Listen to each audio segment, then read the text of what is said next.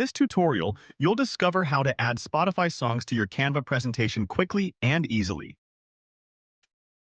First, open the Options menu to access additional features, then click Create to begin a new design project. Next, select the Presentations option.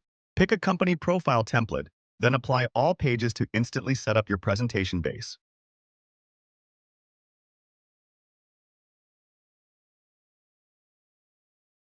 Choose the Tools sidebar to explore more functionalities you can add to your project.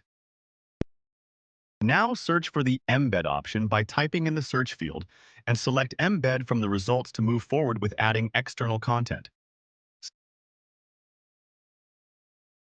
Select any on-screen text you'd like to update before embedding your Spotify track. Then use the What Do You Want to Play search box to find your desired Spotify playlist and select your preferred playlist from the search results.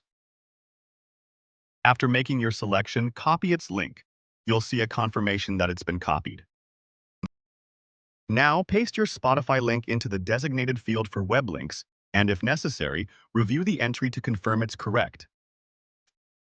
Finally, add the embedded Spotify song to your Canva design by clicking Add to Design.